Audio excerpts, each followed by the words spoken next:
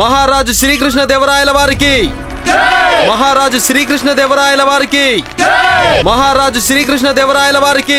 ఈ రోజు మహారాజు ఇద్దరు మహారాణులతో సభకొస్తున్నారు. ఏదైనా ముఖ్యమైన విషయం మంత్రి గారు? మాకు కూడా ఆశ్చర్యంగానే ఉంది రామకృష్ణ పండితులు గారు. పైగా మా మనసులో కూడా ఇదే ఆలోచన వచ్చింది. మహారాజు శ్రీకృష్ణదేవరాయల వారికి, మహారాజు శ్రీకృష్ణదేవరాయల వారికి జై. మహారాజు శ్రీకృష్ణదేవరాయల వారికి.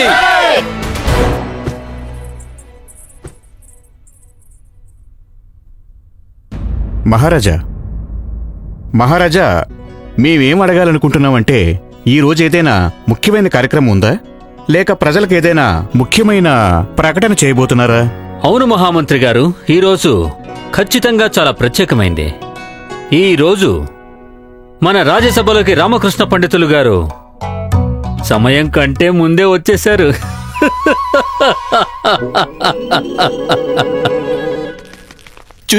చూశారా గురువుగారు, మీరు చూశారా ఈ రోజు రామకృష్ణ పండితులు సభకు సమయానికి వచ్చారో లేదో? మన మహారాజు ఇది కూడా చాలా ప్రత్యేకంగా గుర్తించారు. దీనికోసం కూడా మహారాజు గారు రామకృష్ణ పండితుల వారిని పురస్కరిస్తారో ఏమో. గురువు గారు, కానుకల మీద కానుకలు, కానుకల మీద కానుకలు ఇతను దక్కించుకుంటూనే పోతున్నాడు. కానీ మీ సంగతి ఏమిటి? ఏంటి? గడ్డి పూస కూడా దక్కదు. రామకృష్ణ పండితులు గారు, అంత కంగారు పడాల్సిన అవసరం ఏమీ లేదు. మేము కేవలం హాస్యాలాడుతున్నామంతే. నిజానికి మేము ఈరోజు చాలా ముఖ్యమైన ప్రకటన అయితే చేయబోతున్నాము. మీ అందరికీ చాలా బాగా తెలుసు కదా, ప్రతి మకర సంక్రాంతి రోజున మేము కాళీమాత మహాపూజను ఏర్పాటు చేస్తుంటాము. పైగా ఈ సందర్భంలో మేము అమ్మవారికి ఆభరణాలు సమర్పిస్తూ ఉంటాము.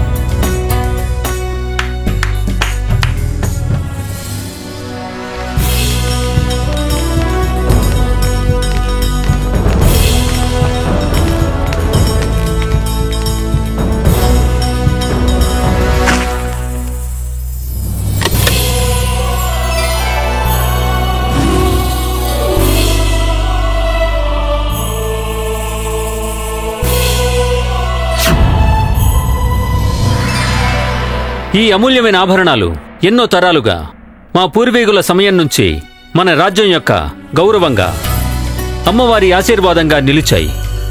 అవును మహారాజా, అక్షర సత్యం. అవును. పైగా ప్రతి సంవత్సరము మేము ఈ ఆభరణాలు అమ్మవారికి సమర్పిస్తూ ఉంటాము. మా గురువులు ఆచార్య షణ్ముఖానంద గారు స్వయంగా వస్తారు. ఈ పేటికని తమ శిరస్సుపై పెట్టుకుని స్వయంగా నడుచుకుంటూ ఆలయానికి వెళ్తారు. అక్కడ మహాపూజకి ఏర్పాటు చేస్తుంటారు. కానీ ఈ సంవత్సరం ఇది సాధ్యపడదు. ఏదో కారణం చేత ఆచార్య షణ్ముఖానంద్ గారు ఇక్కడికి రాలేకపోతున్నారు.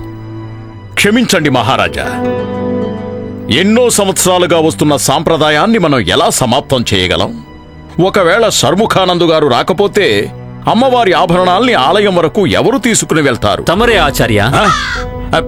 మీరు కాకుండా మన రాజ్యంలో ఈ పనిని పూర్తి చేయగల వారు ఇంకెవరున్నారు? మా కోరిక మేరకు మీరు ఈ పేటికని స్వయంగా మీ శిరస్సు మీద ధరించి ఈ సంవత్సరం మీరే స్వయంగా నడుచుకుంటూ ఆ ఆలయానికి వెళ్ళాలి. స్వయంగా మీరే ఆ మహాపూజని సంపన్నం చెయ్యాలి.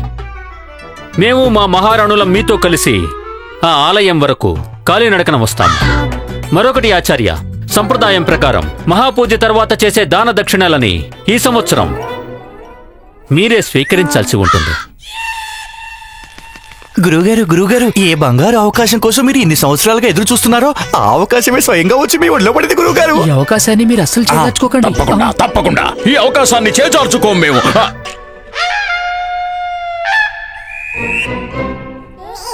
ఏంటి, ఎందుకు అలా చూస్తున్నారు? మేం చెప్పిన దానికి అర్థం ఏంటంటే మహారాజు గారి ఆజ్ఞని శిరసావహిస్తామని. మహారాజు గారు చెప్పడం మేం చేయకపోవడమా? ఇలా జరిగే అవకాశమే లేదు. కాళీమాతకి సేవ చేయగల అవకాశం దక్కడం మా సౌభాగ్యంగా భావిస్తున్నాం. మేము సంపూర్ణ నిష్ఠతో దాన్ని పూర్తి చేస్తాం. మా తపస్సు, మా భక్తికి ప్రసన్నురాలై కాళీమాతే సాక్షాత్తు దర్శనం కూడా ఇచ్చే అవకాశం ఉంది. గురువుగారు, అవసరాన్ని మించి కొంచెం ఎక్కువ మాట్లాడారు. మీ నోటిని కాస్త నియంత్రించుకోండి. క్షమించండి మహారాజా, అమ్మవారి ఆభరణాల పేటికని మేము మా శిరస్సు మీద పెట్టుకుని తీసుకువెళ్తే ఆలయంలో మహాపూజ ఏర్పాట్లన్నీ మేమెలా చేయగలం మహారాజా? మీరు కొంచెం కూడా దిగులు పడకండి గురుదేవా. మీరు కేవలం ఆభరణాల పేటిక తీసుకుని మీ యాత్ర మొదలు పెట్టండి. దానికంటే ముందే నేను ఆలయం చేరుకొని మహాపూజకు కావాల్సిన ఏర్పాట్లన్నీ చేసేస్తాను. మీరు అక్కడికొచ్చి మీ మహాపూజని ఆరంభించండి. అద్భుతం రామకృష్ణ పండితులు గారు, మీరు చెప్పిన దాన్ని మేము గౌరవిస్తున్నాము. మహామంత్రి గారు, మహారాజా, ఈ శోభాయాత్రకి సంపూర్ణ ఏర్పాట్లు మరియు రక్షణ వ్యవస్థ బాధ్యతని మీకు అప్పగిస్తున్నాం. తమరు నిశ్చింతగా ఉండండి మహారాజా. మహారాజా, పదండి గురువు గారు, మహాపూజ సామాగ్రి కోసం ఒక పెద్ద జాబితాను రాసివ్వాల్సిన సమయం వచ్చేసింది.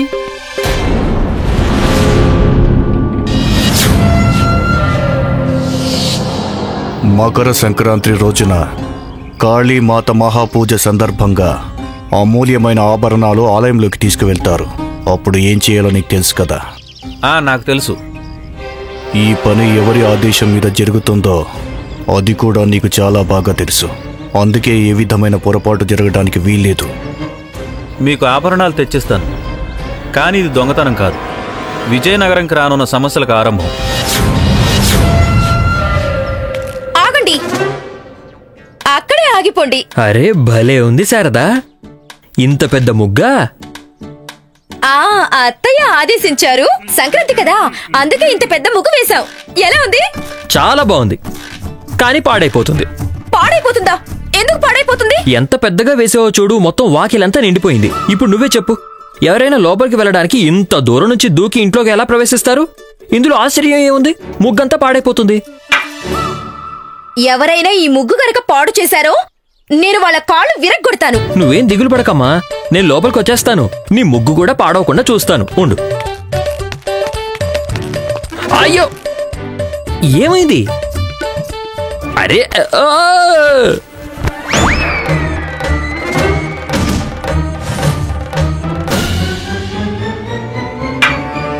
ఇలా గొబ్బెమ్మకి నమస్కారం చేసుకో. అయ్యో, మామూలు నమస్కారం కాదమ్మా, నేను సాష్టాంగ నమస్కారం చేస్తున్నాను. గొబ్బెమ్మకి జై. అయ్యో అమ్మా, బాగా ఆకలిగా ఉంది, కానీ నేను ఇంట్లో కూడా రాలేకపోతున్నాను. ఏం చేయమంటావు? ఏం పర్వాలేదు, సంక్రాంతి వరకు ఇంట్లోకి ప్రవేశించాల్సిన అవసరం ఏమీ లేదు. ఇప్పుడిక బయటే ఉండు, బయటే స్నానం చెయ్యి, బయటే తిను, కానీ ముగ్గు మాత్రం పాడు చేయకు. శారదా, నాకు బాగా ఆకలేస్తోంది. అసలే ఆలయానికి వెళ్లి మహాపూజకి ఏర్పాట్లు కూడా చేయాలి, కానీ నేను ఇక్కడ ఇంట్లోకే రాలేకపోతున్నాను. లోపలికి రానివ్వండి, భోజనం చేయాలి.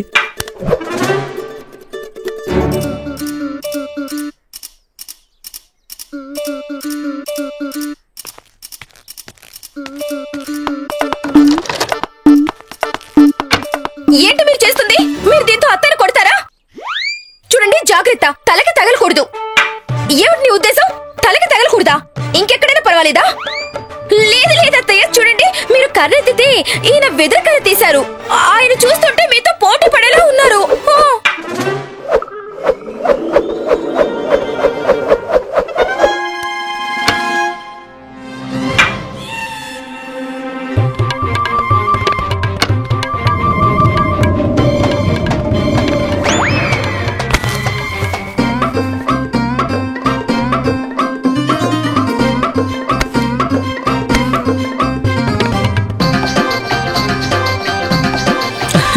చూసావమ్మా, నేను లోపలికి వచ్చేసాను, నీ ముగ్గు కూడా పాడవలేదు. పైగా నా మీద పూల వర్షం కూడా కురిసింది. భలే, మీరెంత అద్భుతంగా చేశారు. గుండప్ప, ఇంటి బయట ఇంత పెద్ద ముగ్గు వేశారు కదా, ఇక నుంచి మకర సంక్రాంతి అయ్యేంత వరకు ఇంటి నుంచి బయటికి వెళ్ళడం రావడం చేయకూడదు. ఆటలాడటం కూడా కుదరదు, అర్థమైందా? అయితే ఏమైంది? నేను ఇంటి నుంచి 10 సార్లు వెళ్ళాను, ఇంటికి 10 సార్లు వచ్చాను. నేనెప్పుడు కుదా ఇంటి బయటికి వెళ్తున్నాను. ముగ్గు పాడు చేయకుండా నువ్వు ఇంటి నుంచి బయటికి లోపలికి ఎలా తిరుగుతున్నావు? ఒక్క నిమిషం.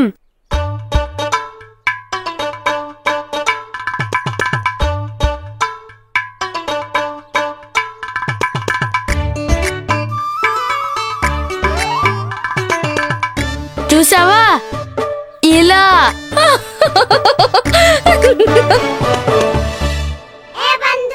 ఏమిట్రామా, పెద్ద తెలివైన వాడివి అనుకుంటున్నావు. అనవసరంగా నీ కళలు చూపిస్తున్నావు. అరే, నీకంటే కూడా ఈ గుండప్పే ఇంకా తెలివైనవాడు. నోర్మై, పెద్ద పెద్ద ప్రముఖులు ఇటువంటి చిన్న చిన్న పొరపాట్లు చేస్తూ ఉంటారు. సరేలే, వదిలే రామా, వదిలే.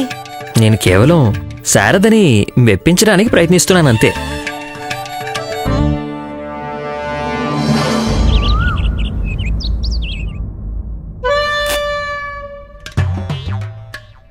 త్వరగా కానివ్వండి స్వామి, ఇంకా మీరు 100 చెరుకు గడలు నమిలి నమిలి తినాలి. ఏమిటి త్వరగా కానివ్వండి, త్వరగా కానివ్వండి.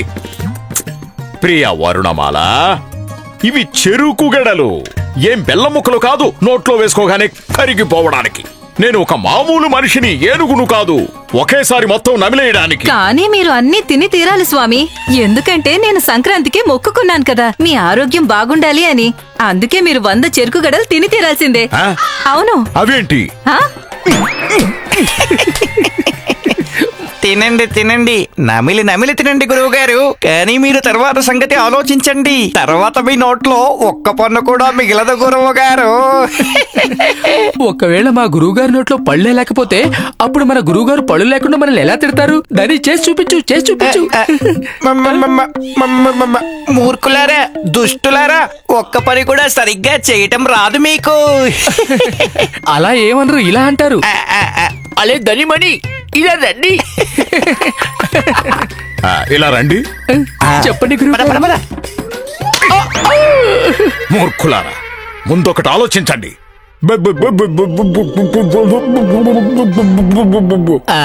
ఏం అర్థం కాలేదు గురువుగారు, మీరు ఏమన్నారు? మీకు అర్థమయ్యేలా చెప్పడానికే ప్రయత్నిస్తున్నాను.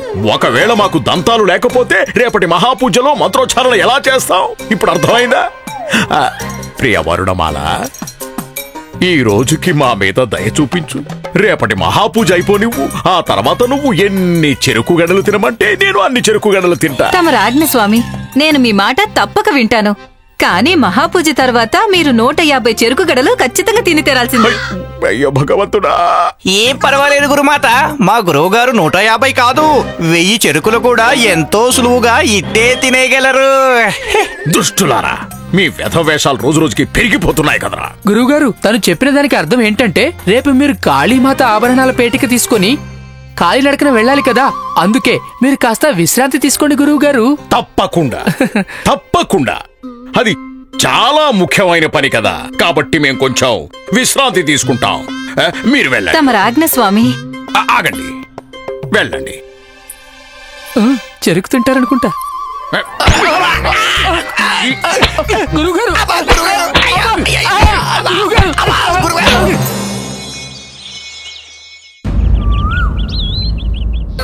కాళీ మాతకి, కాళీ మాతకి, కాళీ మాతకి, కాళీ మాతకి, కాళీ మాతకి, కాళీ మాతకి, కాళీ మాతకి, కాళీ మాతకి. కానీ గురువు గారు, ఈ రోజు మీరు మమ్మల్ని కొట్టరు కూడా కొట్టలేరు కదా. అరే, మన గురువు గారికి ఇంత కష్టపడడం అలవాటు లేదు కదా. కానీ గురువు గారు, ఈ రోజు మీరు మమ్మల్ని కొట్టను కూడా కొట్టలేరు కదా. అయినా ఎలా కొడతారు? గురువు గారికి 2 చేతులు ఖాళీగా లేవు కదా. గురువు గారు, మీరు మమ్మల్ని కొడుతున్నట్టు ఊహించుకోవచ్చు గురువు గారు. మేము దెబ్బలు తినడానికి సిద్ధంగా ఉన్నాం గురువు గారు. మూర్ఖులారా, మర్చిపోకండి, మేము మా మంత్రశక్తితో కూడా మిమ్మల్ని కొట్టగలం. కొట్టండి కొట్టండి, ఏది కొట్టి చూపించండి. చూపించాలా? చూపించండి చూపించండి. ప్రస్తుతం మాకు నీరసంగా ఉంది. మన గురువు గారికి ఇప్పుడు విశ్రాంతి చాలా అవసరం కదా. కానీ మీరు ఇప్పుడు విశ్రాంతి తీసుకోలేరు కదా గురువు గారు. అశుభం జరిగిపోతుంది, అశుభం. పదండి. ఆలయం ఇంకా ఇంత దూరం ఉంది. కేవలం 4 మైళ్ళ దూరం అంతే. ఏమైంది ఆచార్య? ఏదైనా సమస్య? సమస్య అంటే మహారాజా, మాకే సమస్య లేదు. అమ్మవారి సేవ చేయటంలో ఇబ్బంది ఉంటుంది. అంతా కుశలమే మహారాజా. గురువు గారు, మీ నడక వేగాన్ని కాస్త పెంచండి. అక్కడ రామకృష్ణ పండితులు మీకోసం ఎదురు చూస్తూ ఉంటుంటారు. ఇది సరిగ్గా చేయండి. మీరు కూడా అక్కడ సరిగ్గా పువ్వులు పెట్టండి.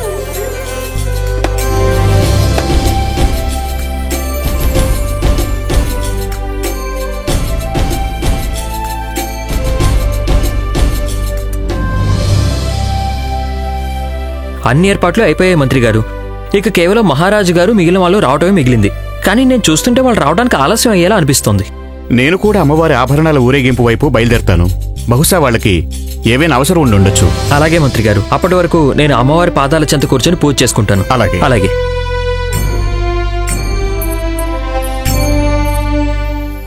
అమ్మా, ఈరోజు నీకు సేవ చేయటానికి నాకు అవకాశం దక్కింది. ఇది నా సౌభాగ్యంగా భావిస్తున్నాను. ఈరోజు మా అందరికీ ఎంతో సంతోషకరమైన రోజు. ఈరోజు ఆభరణాలతో మిమ్మల్ని అలంకరించి శోభాయమానంగా మిమ్మల్ని చూడగలిగే అవకాశం నాకు దక్కింది.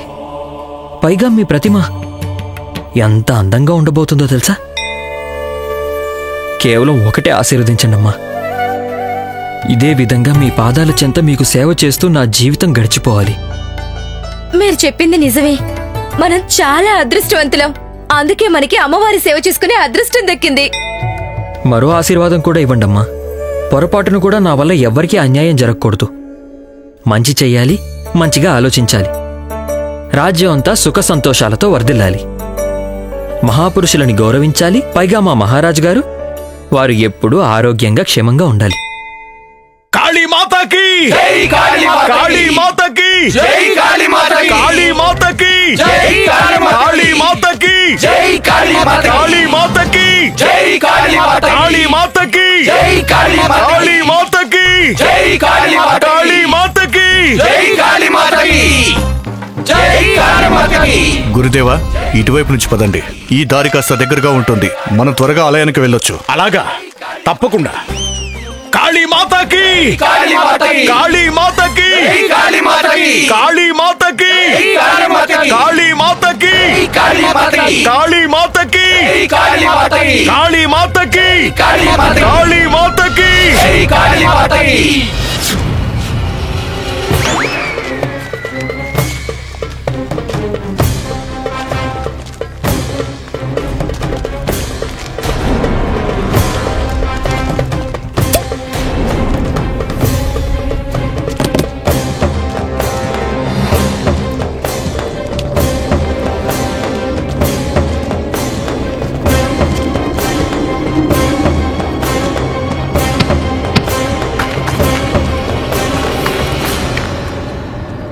మహామంత్రి గారు, ఈ పొగ ఎక్కడి నుంచి వస్తుంది? నాకు తెలియట్లేదు మహారాజా.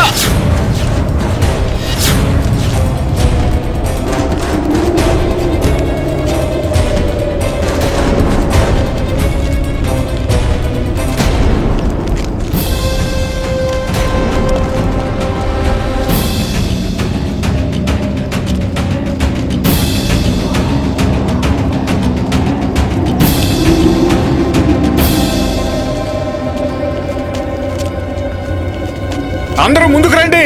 ఇక్కడి నుంచి త్వరగా వెళ్ళాలి. ముందుకు రండి, ముందుకు రండి. అందరూ రండి, రండి, రండి, రండి. అందరూ రండి. మహారాజా, మహారాణి గారు. మహారాజా, మేము పేటిక కింద పడకుండా కాపాడాం.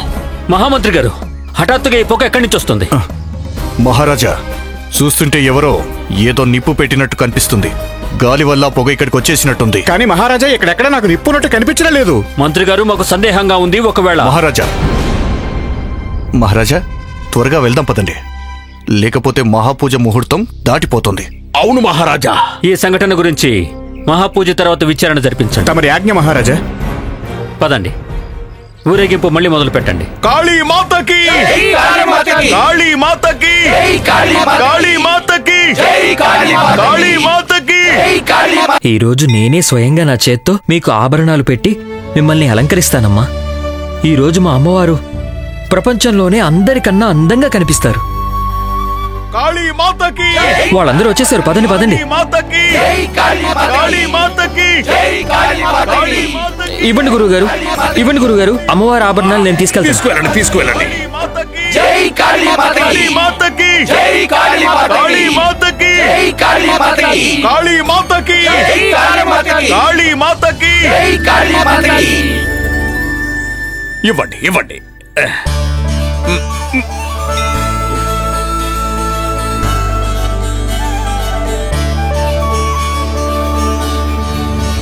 అన్నిటికంటే ముందు అమ్మవారి ఆభరణాలు పేటిక నుంచి బయటికి తీసి ఒక పళ్ళెంలో పెట్టాల్సి ఉంటుంది.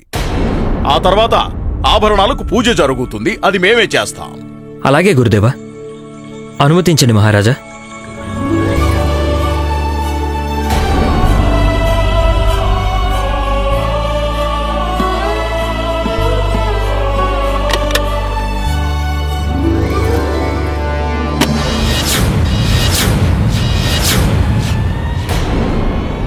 మహారాజా, పేటిక ఖాళీగా ఉంది.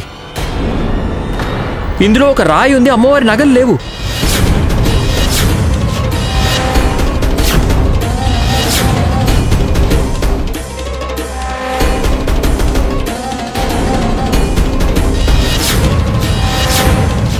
దొంగతనమా?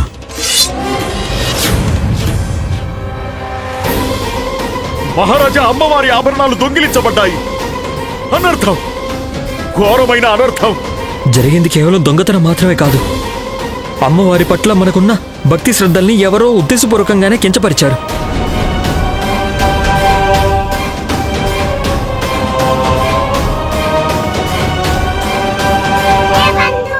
రామా, ఏమిటి ఇలాంటి అశుభం జరిగిపోయింది? అమ్మవారి ఆభరణాల దొంగతనమా? ఇదొక్కటే చూడటం మిగిలింది. తప్పంతా నాదే బంధు. నేను అక్కడే ఉండాల్సింది. అమ్మవారి ఆభరణాల దొంగతనం, నా తల్లి ఆభరణాల దొంగతనం, ఇది ఎలా జరిగిందమ్మా? ఇంతటి ఘోర అనర్థం ఎలా జరిగింది?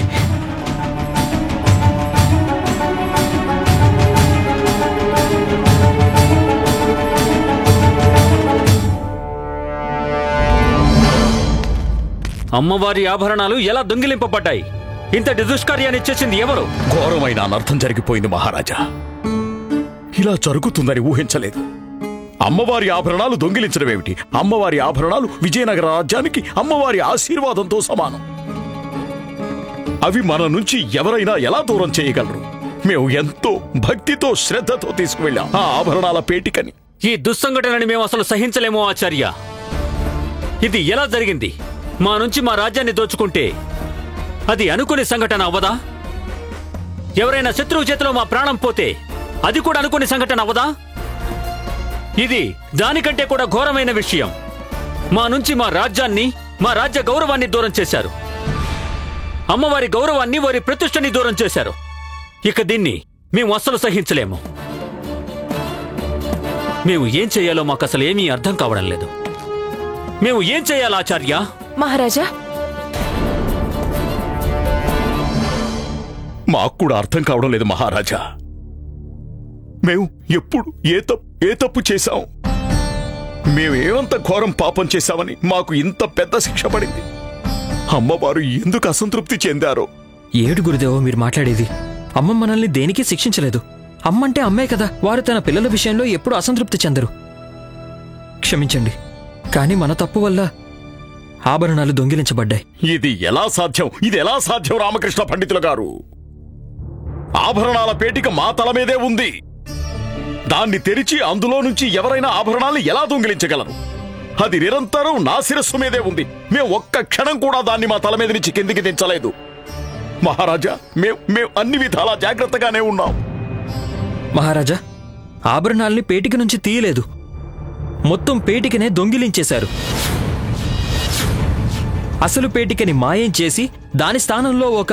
రామకృష్ణ పండితులు గారు, కానీ ఇది ఎలా సాధ్యం? ఇది చాలా తెలివిగా చేసే పని మంత్రి గారు. సరిగ్గా ఒక మంత్రగాడు చేసినట్టు చూపు మళ్లించి మరీ చేశారు. గురుదేవా, దయచేసి మీరు నాకు చెప్పగలరా, మార్గమధ్యంలో ఏదైనా అనుకోని సంఘటన జరిగిందా? ఏదైనా వింతగా, లేక ఏదైనా ఇబ్బంది గాని? లేదు లేదు లేదు, అటువంటి సంఘటన ఏదీ జరగలేదు.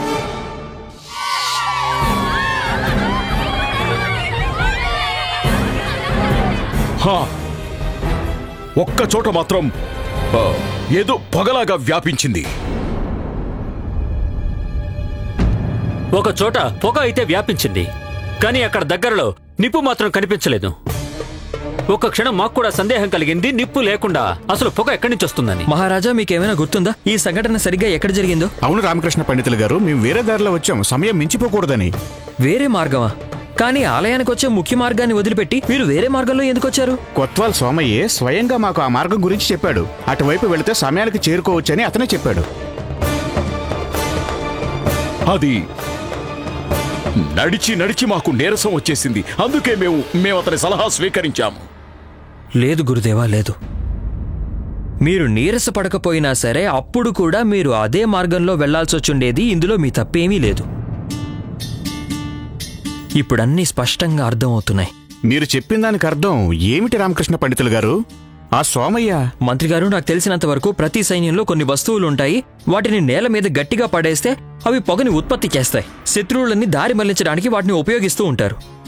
అవును, ఖచ్చితంగా ఇది నిజం. కానీ ఇలాంటి వస్తువులు సామాన్య సైనికుల దగ్గర అయితే ఉండవు. వాటిని దగ్గరుంచుకునే అధికారం కేవలం ముఖ్య పదవిలో ఉండే వ్యక్తుల దగ్గర మాత్రమే ఉంటుంది.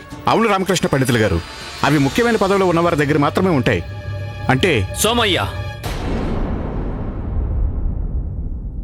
ఎక్కడా?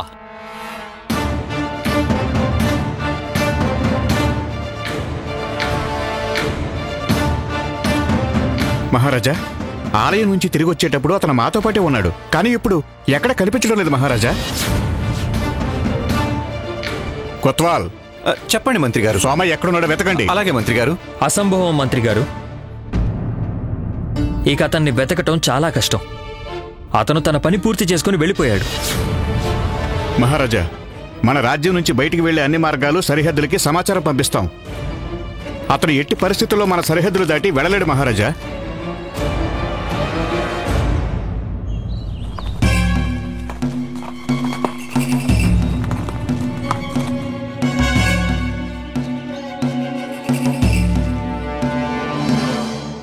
నువ్వు అసంభవమైన పనిని సంభవం చేసి చూపించావు శ్రీనాథ్. నీ సామర్థ్యాన్ని, చాతుర్యాన్ని ఎంతగా ప్రశంసించినా అది తక్కువే అవుతుంది. ఇదిగో నీ పురస్కారం. సోమయ్యకి ఎంత ధైర్యం! ఇంత పెద్ద నమ్మక ద్రోహమా? అతను ఏ రాజ్యంలో దాక్కుని ఉన్నా సరే, అతను పాతాళ లోకంలో ఉన్నా సరే, మాకు సోమయ్య కావాలి. కోత్వాల్, సోమయ్యని వెతికి మా సమక్షంలో హాజరుపరచండి. అలాగే మహారాజా. విజయనగర రాజ్యం మూలమూలల్లో వెతకండి. సోమయ్య తప్పించుకుపోవడానికి వీల్లేదు. వెళ్ళండి. అది అసలు సాధ్యం కాదు గురుదేవా. ఇక సోమయ్య మాత్రమే కాదు, అతని గురించి ఒక్క సమాచారం కూడా మనకి దక్కదు. మహారాజా, నా అభిప్రాయం ప్రకారం సోమయ్య ఈ పనిని ఒంటరిగా చెయ్యటం అనేది సాధ్యమే కాదు. ఖచ్చితంగా అతనికి ఎవరో సహచరుడున్నాడు. అతను విజయనగరంలో నివసించే వ్యక్తి అయితే కాదు. పైగా నా అభిప్రాయం ప్రకారం ప్రస్తుతం సోమయ్య విజయనగర సరిహద్దులు దాటి ఖచ్చితంగా తన సహచరుణ్ణి కలవడానికి వెళ్ళిపోయి ఉంటాడు. ఆలస్యం అయిపోయింది మహారాజా, చాలా ఆలస్యం అయిపోయింది.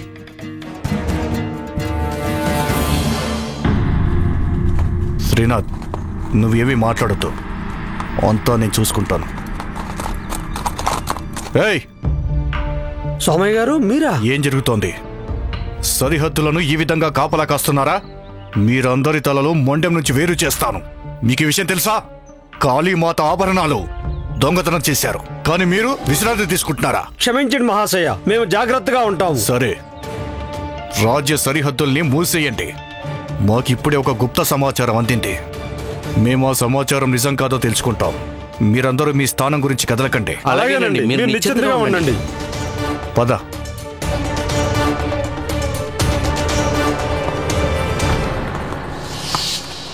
శ్రీనాథ్, ఇక్కడి నుంచి మన దారులు వేరుగా ఉంటాయి. నువ్వు నీ దారిలో బయలుదేరు, నేను నా గమ్యం వైపు పయనిస్తాను. మీరు చెప్పిన దానికి అర్థమేమిటి రామకృష్ణ పండితులు గారు? అమ్మవారి ఆభరణాలు సరిహద్దులు దాటి వెళ్ళిపోయాయా? అది కూడా దొంగిలించబడి. సిగ్గుపడాల్సిన విషయం. ఇది మా అసమర్థత వల్లే జరిగింది. దురదృష్టవశాత్తు ఇదే నిజం గురుదేవా. రామకృష్ణ పండితులు గారు, చెప్పేది స్పష్టంగా చెప్పండి. మీరింత గట్టిగా నమ్మకంగా ఎలా చెప్పగలరు ఈ పనిని రాజ్యం బయట ఎవరో వ్యక్తి చేయించుంటారు అని? మహారాజా, 2 విషయాలైతే నేను గట్టి నమ్మకంతో చెప్పగలను. మొదటిదేమిటంటే, మీ పట్లున్న భయం కారణంగా ఇటువంటి దుష్ట కార్యాన్ని చేసే సాహసం ఎవరికీ లేదు. రెండవది ఏమిటంటే, ఈ రాజ్యంలో ప్రతి వ్యక్తికి, అది సాధువు అయినా దుష్టుడైనా, మంచివాడైనా చెడ్డవాడైనా, అందరికీ అమ్మవారి పట్ల అపార భక్తి శ్రద్ధలున్నాయి. వారు కలలో కూడా ఇటువంటి దుష్ట కార్యాన్ని చేయడం గురించి ఊహించలేరు కూడా. మరైతే ఎవరై ఉంటారు? ఆ వ్యక్తి ఎవరై ఉంటారు? వారి పేరు ధనంజయ్ గారు. ఈ సంపూర్ణ విశ్వంలో అందరికంటే ధనవంతులు, కుబేరులు. పెద్ద పెద్ద రాజులు, మహారాజులు, సుల్తాన్లు వారి ముందు తలవంచి నిలబడతారు. కృష్ణదేవరాయలు మాత్రమే అందరికీ భిన్నంగా ఉన్నారు. వారు బంగారం ధరను కూడా నిర్ధారిస్తూ ఉంటారు. దక్షిణ భారతదేశంలోని అన్ని వ్యాపారాలను ఆయన నియంత్రిస్తూ ఉంటారు. పూర్తి వ్యవస్థ మీద వారికి అధికారం ఉంది. ఈ ఆభరణాలు తీసుకువెళ్ళి వారికి ఇచ్చినట్లయితే వారు చాలా సంతోషిస్తారు. చాలా కాలంగా ఈ ఆభరణాలను దక్కించుకోవాలని వారు కోరుకుంటున్నారు. ప్రణామాలు. నాకు పూర్తి నమ్మకం ఉంది మహారాజా. ఈ పథకం మొత్తం పన్నిన ఆ వ్యక్తి దగ్గరికి ఈ పాటికి అమ్మవారి ఆభరణాలు చేరిపోయి ఉంటాయి. మరొక విషయం మహారాజా, అతను ఎవరైనా సరే అతనికి మీరంటే కొంచెం కూడా భయం లేదు.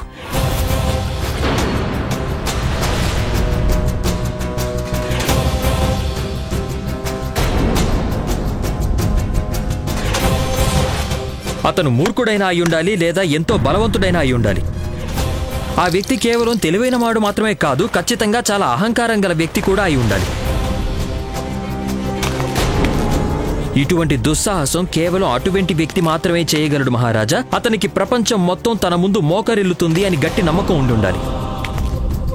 అతని పేరే అతని గుర్తింపై ఉంటుంది. పైగా అతను అనుకుంటూ ఉండొచ్చు, అతను ఏ పథకాన్నైనా ఎన్ని హద్దులైనా దాటి పూర్తి చేయగలనన్న విశ్వాసం ఉండుండొచ్చు.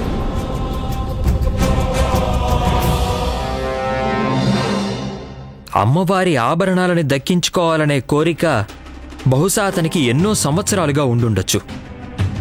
పైగా అతని కోరికకి ఖచ్చితంగా ఏదో ఒక పెద్ద అతి ముఖ్యమైన కారణమే ఉండుంటుంది. ఎవరయ్యుంటాడో ఆ వ్యక్తి?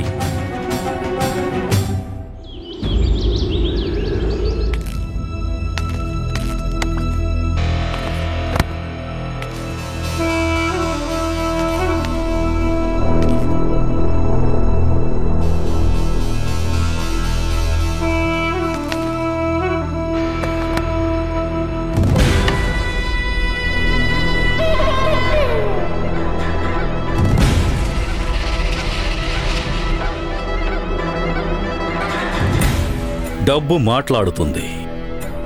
పైగా ఎప్పుడైతే మా డబ్బు మాట్లాడుతుందో అప్పుడు గొప్ప గొప్ప వాళ్ళ సింహాసనాలు సైతం కంపించిపోతాయి.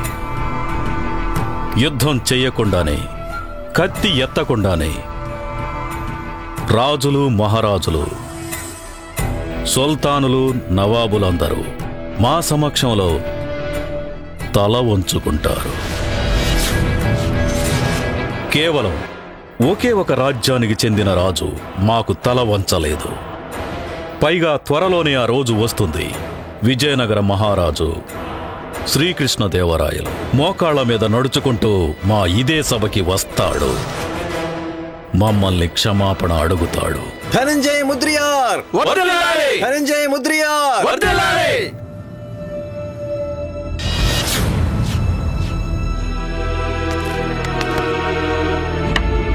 ఈ ఎత్తుతో ఆట ముగిసింది.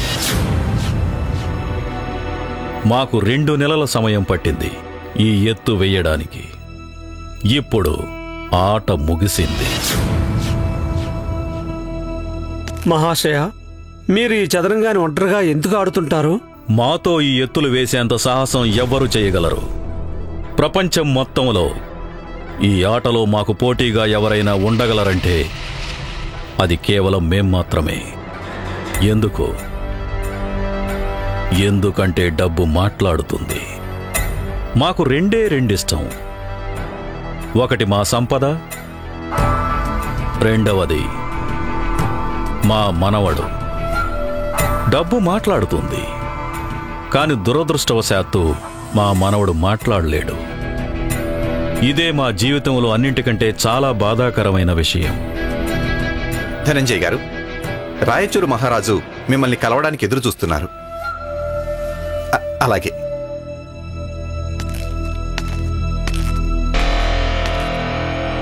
నమస్కారం ధనంజయ్ గారు.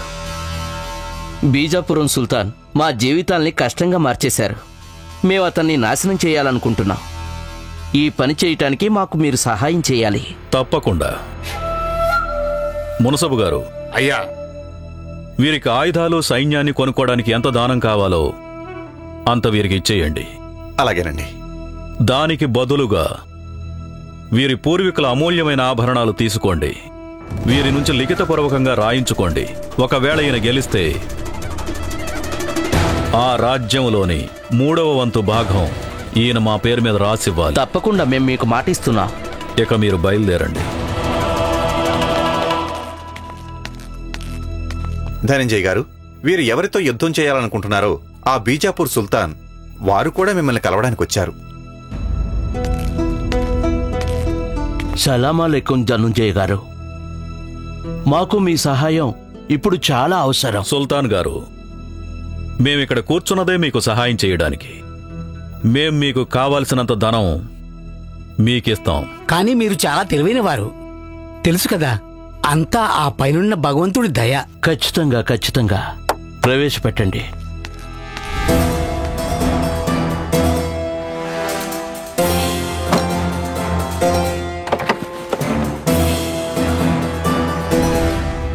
ఇవి మా వంశపారంపర్య సంపద.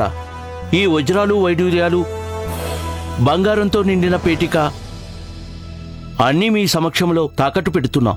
స్వీకరించండి. మునసబు గారు.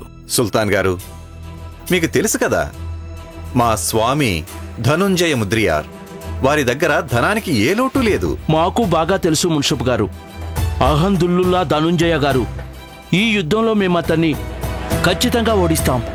పైగా మేము మీకు మాట ఇస్తున్నాం, అతని రాజ్యాన్ని దక్కించుకొని కబ్జా చేసి అతని రాజ్యంలో 3వ వంతు భాగాన్ని ధన్య స్వరూపంగా మీకు సమర్పించుకుంటాం. మీరు మా మాట మీద పూర్తిగా నమ్మకం ఉంచండి. మీకెంత ధనం కావాలంటే అంత దక్కుతుంది. మీరు క్షేమంగా ఉండండి. మేం కోరుకునేదదే. మీరు ఇటువైపు నుంచి దయచేయండి. ధన్యవాదాలు ధనుంజయ గారు. అల్లా హాఫీజ్. తమరు గొప్పవారు స్వామి. ఇద్దరికీ డబ్బులు ఇచ్చేశారు. ఎవరు గెలిచినా ఎవరు ఓడినా మీకు ఖచ్చితంగా లాభం చేకూరుతుంది. ఈ సమక్షంకి రాజ్యంలోని ప్రసిద్ధ బంగారు వ్యాపారి హరిప్రసాద్ విచ్చేయాలి అనుకుంటున్నారు. పిలిపించండి.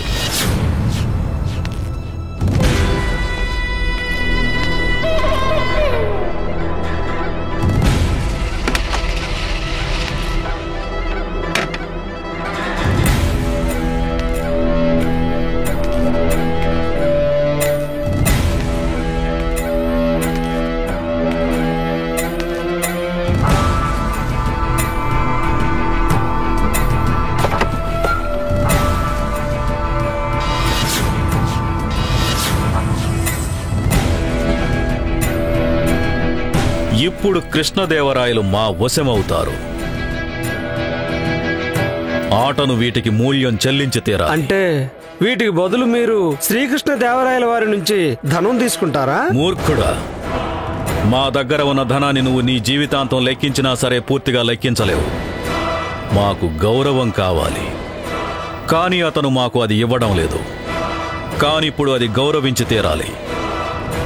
ఎందుకంటే ధనం మాట్లాడుతుంది. మా ధనం మాట్లాడడం మొదలు పెడితే గొప్ప గొప్ప వాళ్ల సింహాసనాలు కంపించిపోతాయి. అయితే మాకు అమ్మవారి ఆభరణాల దర్శనం మళ్ళీ కలగదంటున్నారా? మేం మా జీవితం మొత్తం ఇలా సిగ్గుతో పశ్చాత్తాపంతో జీవించాల్సి ఉంటుందా? అమ్మవారి ఆభరణాలు మా కళ్ల ముందు నుంచే దొంగిలించబడ్డాయి, కానీ మేము ఏమీ చేయలేకపోయాం. లేదు మహారాజా, తప్పంతా మాదే. పేటిక మా తల మీదే ఉంది, మా సంరక్షణలోనే ఉంది. మా చేతిలో ఉండి కూడా దాన్ని ఎలా మార్చేశారు? లేదు మహారాజా, ఇదంతా నా కారణంగానే జరిగింది. నేను ముందే సందేహించి ఉండాల్సింది ఇటువంటి దుర్ఘటన జరగొచ్చని. అందుకే ఇదంతా నా తప్పే. లేదు మహారాజా, ఇదంతా మా కారణంగానే జరిగింది. నేను ఈ రాజ్య మహామంత్రిని. ఆభరణాల బాధ్యత నా మీదే ఉంటుంది. వాటిని కాపాడడంలో అసమర్థులమయ్యాం మహారాజా.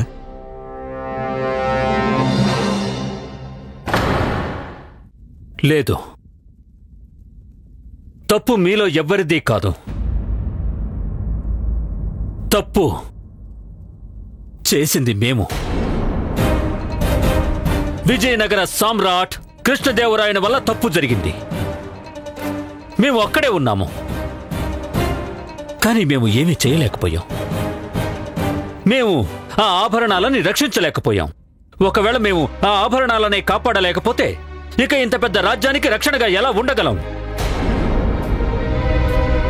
అనర్థమైతే జరిగిపోయింది. అది మా వల్లే జరిగింది. ఈరోజు మేము కృష్ణదేవరాయలం మీ అందరి సమక్షంలో ప్రతిజ్ఞ చేస్తున్నాము. పరిస్థితులు ఎలా ఉన్నా సరే మేము అమ్మవారి ఆభరణాలని మళ్ళీ దక్కించుకొని తీరుతాం. ఒకవేళ మేము మా ప్రతిజ్ఞని నెరవేర్చలేకపోతే మేము మా రాజ్యాన్ని వదిలి వెళ్ళిపోతాము.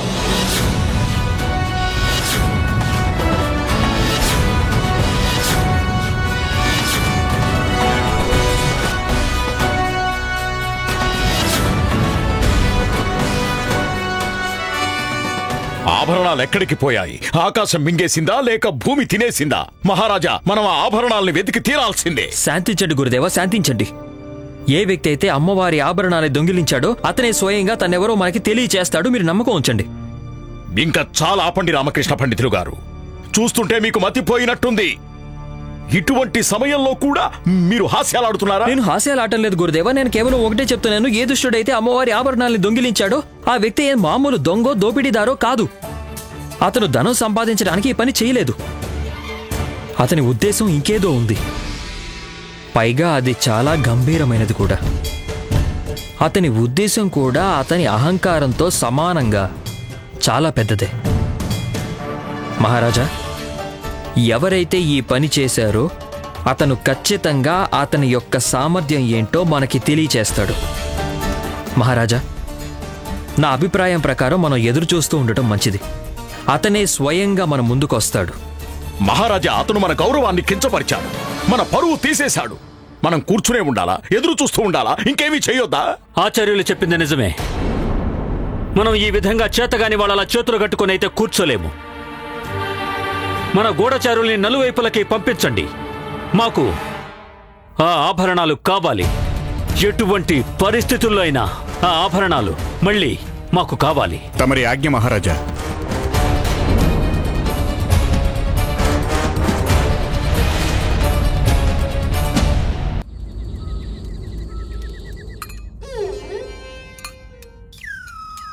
గురుగారు, అమ్మవారి ఆభరణాలు దొంగలించబడ్డాయి. కానీ మీరేమో ఇక్కడ కూర్చొని ప్రశాంతంగా పాయసం తింటున్నారు. ఒక వ్యక్తి ఎక్కువ బాధగా ఉన్నప్పుడు పాయసం తినకూడదా ఏమిటి? తినండి తినండి గురువు గారు. ఎవరికి తెలుసు మీకు ఈ చేతులతో మళ్ళీ పాయసం తినే అవకాశం దక్కుతుందో దక్కదో. ఏమిటలా అర్థం పర్థం లేకుండా మాట్లాడుతున్నావు? అసలు ఏమిటా నీ ఉద్దేశం? గురువు గారు, మేం మీతో ప్రాయశ్చిత్తం చేయించడానికే ఇక్కడికి విచ్చేశాం. ఏ చేతులతో అయితే మీరు అమ్మవారి ఆభరణాలను తలకెత్తుకున్నారో అదే చేతుల్లో అమ్మవారి ఆభరణాలు దొంగలించబడ్డాయి గురువు గారు. అది నిజమే. అందుకే మా మనసుకి చాలా బాధగా ఉంది. అందుకే గురువు గారు, మేము మీ శరీరం నుంచి మీ చేతుల్ని వేరు చేయడానికి ఇక్కడికి వచ్చాం. మా చేతులు నరకడం గురించి మాట్లాడుతున్నారా? నీకెంత ధైర్యం ఉంటే అలా అంటావు? నీ నోటి నుంచి ఇలాంటి మాటలు ఎలా వస్తున్నాయిరా? చూడండి గురువు గారు, మీరు ప్రాయశ్చిత్తం అయితే చేసి తీరాలి. మీ చేతుల్ని పోగొట్టుకుని తీరాలి కూడా. ఖచ్చితంగా పోగొట్టుకోవాలి. కానీ ఒక్కసారి ఆలోచించండి గురువు గారు, మిమ్మల్ని అందరూ ఎంత గౌరవిస్తారో. స్వామి, ఇదేంటి? మీ వంటి మహాపురుషులు ఈ చేతులు ఉంచుకుని మాత్రం ఏం చేస్తారు? ఇవి అపవిత్రం అయ్యాయి. ఇవి ఉండడం అంత మంచిది కాదు. వీటిని నరికి బయట పారేయండి. లేదు లేదు లేదు. గురుగారు, చేతులు చూపించండి. ఇదేం వికట పరిస్థితి గురువు గారు. అక్కడ మన మహారాజు గారేమో అమ్మవారి పవిత్రమైన ఆభరణాలు దొంగలించబడ్డాయని వారు తమ ప్రాణాలను సైతం అర్పించడానికి సిద్ధంగా ఉన్నారు. కానీ మీరు ఏ రాజ గురువులు? మీ చేతులు నరిగించుకొని ప్రాయశ్చిత్తం కూడా చేసుకోలేరా? అవును స్వామి, మీరు ప్రాయశ్చిత్తం చేసుకుని ఈ సమస్త లోకం ముందు చేతులు లేని రాజ పురోహితునిగా నిలువెత్తు ఉదాహరణగా నిలవండి. నరికించండి గురువుగారు. చేతులు నరికించుకో.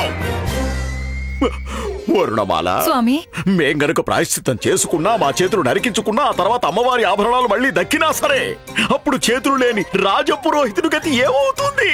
అయితే ఏమైంది స్వామి? మీరు మహాపురుషులు. మీరు మీ దివ్య శక్తితో మళ్ళీ మీ చేతులు తెప్పించుకోగలరు. ఓ దివ్య శక్తి, దివ్య శక్తి ఎవరి దగ్గర ఉంది? దివ్య శక్తి ఏమైనా అన్నారా స్వామి? మేమేమంటున్నామంటే దివ్య శక్తిని ఉపయోగించడానికి సాధన చేయాల్సి వస్తుంది. పైగా సాధన చేయడానికి సమయం పడుతుంది. అయితే స్వామి, మీకు కావాలంటే మీరు వారం రోజులు సమయం తీసుకోండి. ఒకవేళ వారం తర్వాత అమ్మవారి ఆభరణాలు తిరిగి రాకపోతే అప్పుడు మీరు మీ చేతులు నరికేసుకోండి. నేను మీ అర్ధాంగిని స్వామి. ఇందులో నేనే స్వయంగా మీకు సహాయం చేస్తాను. చూడండి, మా గురువు గారు సరే అని తల ఊపుతున్నారు. తమరు చాలా గొప్పవారు స్వామి, చాలా గొప్పవారు.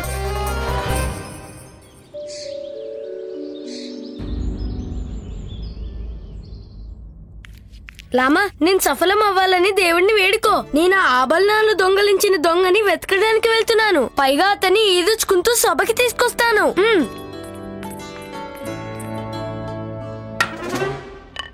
ఏంటి ఇలా మొహం చాటేసుకుని కూర్చున్నా? అమ్మవారి నగలు దొంగిలించబడ్డాయి. మహారాజు గారు బాధతో రాజ్యం వదిలి వెళ్లిపోతున్నారు. కానీ నువ్వు ఇక్కడ కూర్చొని మురళి వాయిస్తున్నావా? ఈ రోజు కోసమేనా నేను నీకు జన్మనిచ్చింది?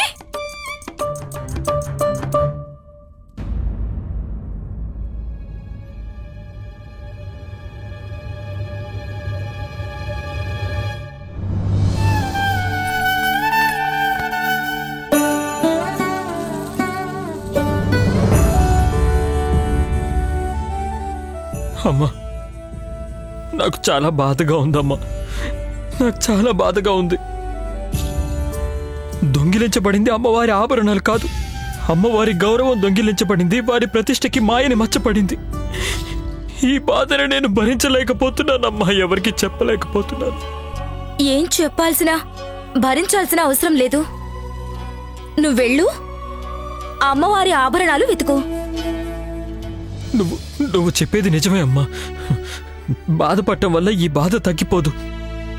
ఏ తల్లి ఆశీర్వాదంతో నేను ఈ గౌరవప్రదమైన జీవితాన్ని గడుపుతున్నానో, ఏ తల్లి దయ మీద నా ఉనికి ఆధారపడుందో, ఆ తల్లి ఆభరణాల్ని గనక నేను మళ్ళీ తిరిగి తీసుకురాకపోతే నా జీవితమే వ్యర్థం.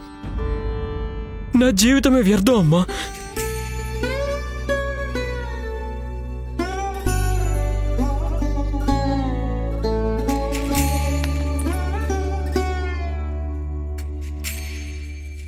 నేను ప్రతిజ్ఞ చేస్తున్నానమ్మా, అమ్మవారి ఆభరణాలు తిరిగి తెచ్చేంత వరకు నేను ఇంటికి తిరిగి రాను.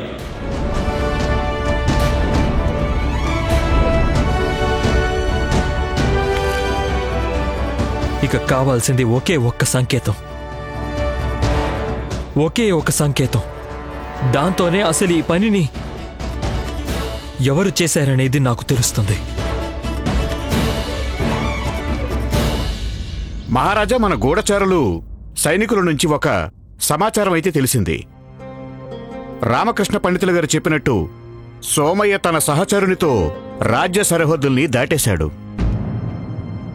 అతని గుర్రం మీద ఏదో కట్టి ఉందట మహారాజా. అంటే రామకృష్ణ పండితులు గారి అనుమానం నిజమే. సోమయ్య అమ్మవారి ఆభరణాల్ని దొంగతనం చేశాడు. వాటిని రాజ్యం బయటికి తీసుకుని వెళ్ళిపోయాడు. తర్వాత అక్కడి నుంచి ఎక్కడికో వెళ్ళిపోయాడు. అయితే రామకృష్ణ పండితులు గారు, మీ అనుమానమే నిజమైంది. మహారాజా, నేను భగవంతుడిని వేడుకుంటున్నాను, రామకృష్ణ పండితుల వారి రెండవ అనుమానం కూడా నిజమవ్వాలని. ఆభరణాలు దొంగిలించిన వ్యక్తే స్వయంగా అతనెవరో మనకు తెలియజేయాలి. అలానే జరుగుతుంది మంత్రి గారు. ఆ వ్యక్తి ఎవరో మనకి తెలిసిపోతుంది. మనం కేవలం ఇంకాస్త సమయం ఎదురు చూడాలి మహారాజా.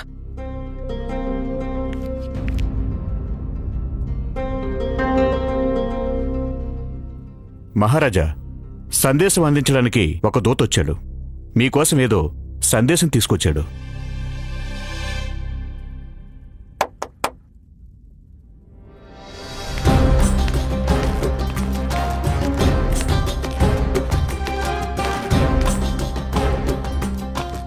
మహారాజు గారికి జై. మహారాజా, నేను ధనుంజయ ముదిలయ్యార్ గారి ఆదేశం మేరకు మీ సభకు విచ్చేశాను. ఈరోజు చాలా శుభప్రదమైన అవకాశం. మేము ధనుంజయలం. మా ముందు పెద్ద పెద్ద రాజ్యాలు తల వంచుకుని నిలబడతాయి. ఎందరో రాజులు, సుల్తాన్ బాబర్ వరకు అందరూ మమ్మల్ని గౌరవిస్తూ ఉంటారు.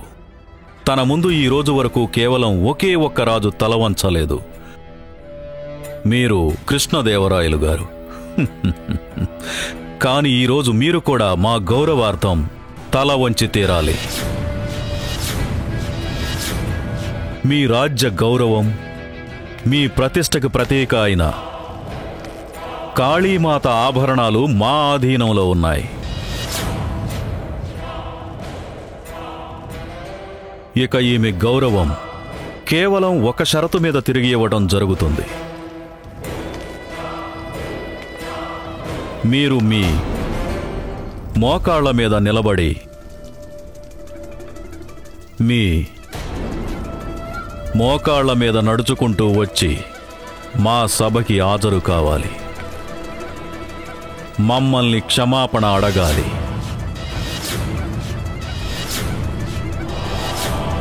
పైగా మీ రాజ్యంలోని ఒక ప్రాంతాన్ని కానుకగా మాకు సమర్పించాలి. ఆ తరువాత మీరు మాతో పాటు చదరంగం ఆట ఆడాలి. అప్పుడే మేం మీకు ఆ ఆభరణాలు తిరిగి ఇస్తాం. ఇంత దూరం నుంచి కూడా మాకు మీ ముఖంలోని భావాలు చాలా స్పష్టంగా కనిపిస్తున్నాయి. ఇంత కోపమా? కాని దీనివల్ల ఏం ప్రయోజనం ఉండదు. మీరేం చేస్తారు? యుద్ధం చేస్తారా? కాని మీ నిర్ణయం అంత సరైనది కాదు.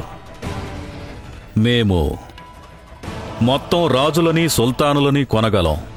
ఎందుకంటే ధనం మాట్లాడుతుంది. అప్పుడు గొప్ప గొప్ప వారి సింహాసనాలు కూడా కంపించిపోతాయి. మేము ఎంపిక చేసి చేసి మీ శత్రువులని కొనేస్తాం. వారిని ఒకటిగా చేసి మీ మీద దాడి చేయిస్తాం.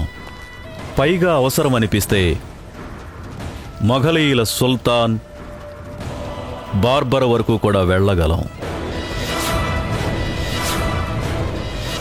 నలువైపుల నుంచి మీ మీద దాడి జరిగితే అప్పుడు మీ పరాజయం అలాగే మరణం రెండూ నిశ్చయమే.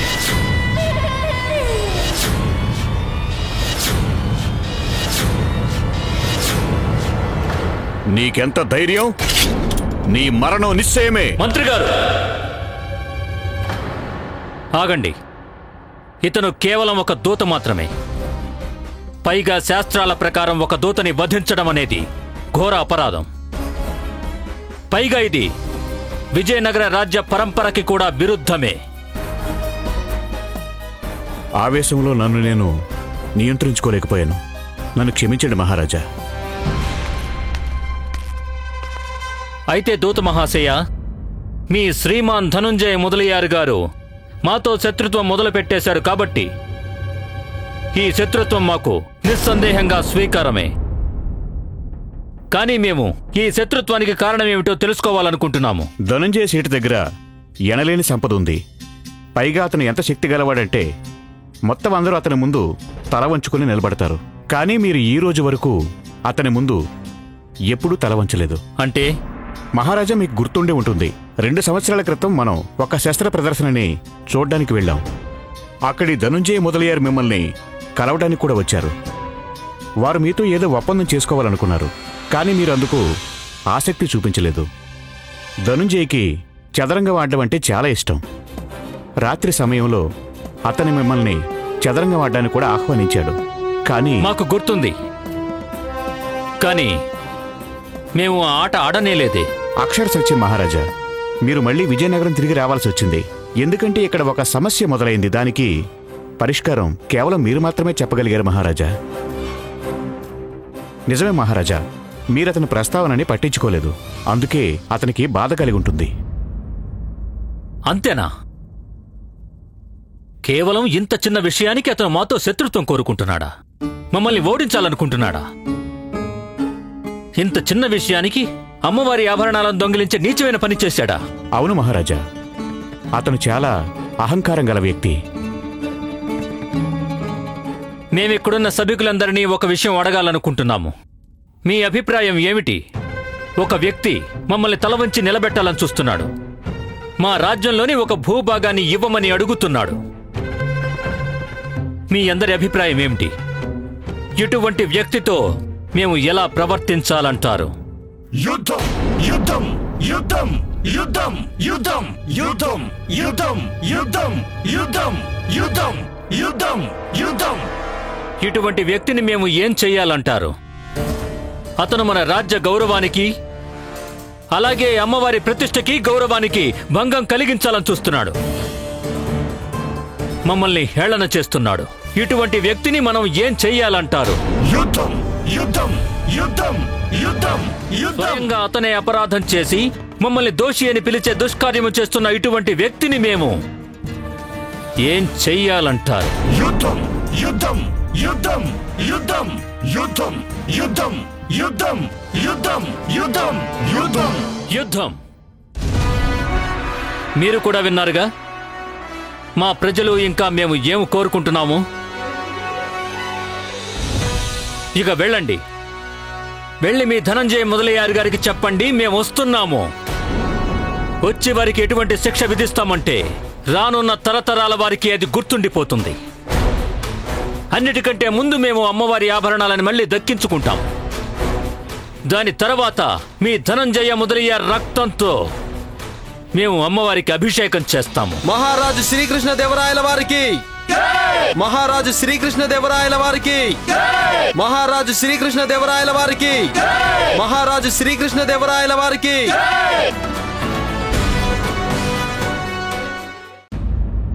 తోడేల్ని మృత్యువు తరిమినప్పుడు అది పట్నం వైపు పరుగులు తీస్తుంది. కృష్ణదేవరాయలు మూర్ఖులని నాకు తెలుసు. నాకు ముందే తెలుసు అతను ఇదే చేస్తాడని. మా అసలు లక్ష్యం కూడా ఇదే కదా. ఇంకొకటి, మున్షీ గారు, రాజులు సుల్తాన్లందరికీ ఒక సందేశాన్ని పంపించండి. ప్రతి సందేశంతో పాటు సాంప్రదాయబద్ధంగా 10,000 బంగారు నాణ్యాలు కూడా. పైగా వాళ్ళందరితో చెప్పండి, కృష్ణదేవరాయలతో యుద్ధం చేయడానికి సిద్ధంగా ఉండమనండి. ఏమంటున్నారు ప్రభు? మొఘలాయిల సుల్తాన్ బాబర్కి కూడా సందేశం పంపించాలా? మీ ధనం మాట్లాడుతోంది. అంత అవసరమైతే ఖచ్చితంగా రాదు. ఒకవేళ వస్తే అప్పుడు మేమే వారిని తీసుకురావడానికి వెళ్తాం. అందుకోసం మేము ఎంత మూల్యాన్ని చెల్లించాల్సి వచ్చినా సరే. అయినా అంత అవసరమైతే రాదు. ఎందుకంటే దానికంటే ముందే మేము విజయనగరాన్ని ఆక్రమించేసుకుంటాం. ప్రభు, దీన్నే అంటారు ఎత్తునాదే పై ఎత్తునాదే అని. మీరు చాలా గొప్పవారు, చాలా తెలివైన వారు. అంతా భగవంతుడి దయ. కృష్ణదేవరాయలు గనక యుద్ధం చేస్తే ఖచ్చితంగా ఓడిపోతారు. ఒకవేళ చెయ్యకపోతే అమ్మవారి ఆభరణాలు దక్కించుకోవడానికి అతను ఇక్కడికి రావాల్సి ఉంటుంది. పైగా మాకు తల వంచి తీరాల్సి ఉంటుంది. మేమెదురు చూసేది కూడా ఆ రోజు కోసమే. ఇక మా పేరు కూడా చరిత్ర పుటల్లో సువర్ణాక్షరాలతో లిఖించబడుతుంది. ఎందుకంటే ధనం మాట్లాడుతుంది. పైగా మా ధనం మాట్లాడడం మొదలు పెడితే గొప్ప గొప్ప వారి సింహాసనాలు కంపించిపోతాయి.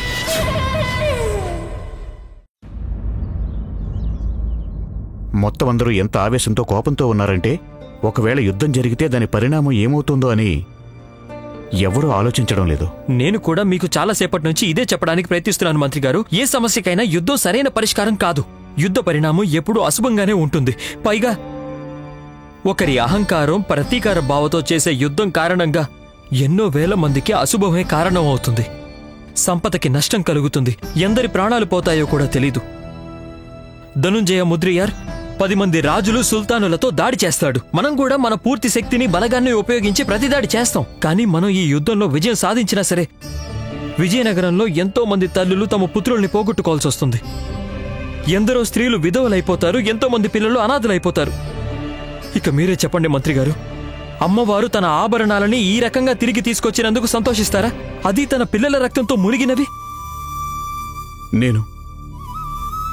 నేను అర్థం చేసుకోగలను రామకృష్ణ పండితులు గారు. కానీ ఏం చెయ్యాలి? నోరు మూసుకొని కూర్చోవాలా? అవమానం అనే విషయాన్ని మింగుతూ ఉండాలా? ఇది సాధ్యం కాదు రామకృష్ణ పండితులు గారు. పైగా ఇది మన మహారాజు శ్రీకృష్ణదేవరాయల వారికి అయితే అస్సలు సాధ్యం కాదు.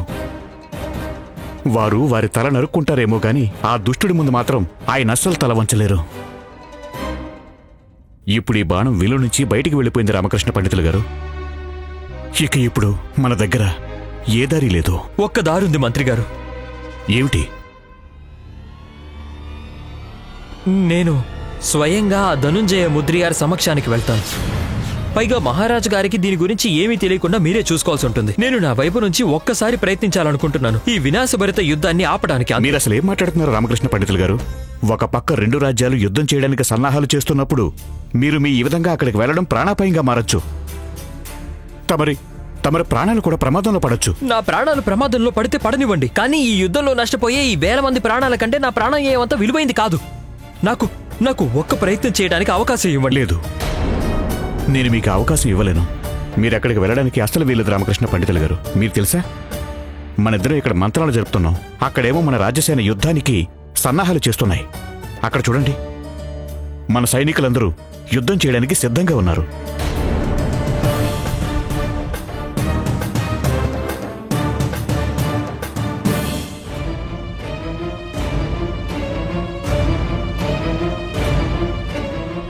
ఇప్పుడు ఈ విషయం మీ చెయ్యి దాటిపోయింది రామకృష్ణ పండితులు గారు. అందరూ తమ తమ ఏర్పాట్లు మొదలు పెట్టేశారు మంత్రి గారు. మరి నాకు కూడా ఒక్క ప్రయత్నం చేసే అవకాశం దక్కి తీరాలి కదా. లేదు రామకృష్ణ పండితులు గారు, ప్రతిసారి నేను మీకు సహకరించాను, ప్రతి పనిని మీరు పద్ధతి ప్రకారం చేయడానికి అవకాశం ఇచ్చాను. కానీ ఈసారి కుదరదు. గుర్తుపెట్టుకోండి, ఇది యుద్ధ విషయం, సలహాదారునికో బ్రాహ్మణునికో సంబంధించిన విషయం కాదు. మీ హద్దులేంటో తెలుసుకుంటే మీకే మంచిది రామకృష్ణ పండితులు గారు. ఇందులో మీ పాత్ర ఎంతమాత్రం లేదు. ఇది యుద్ధం.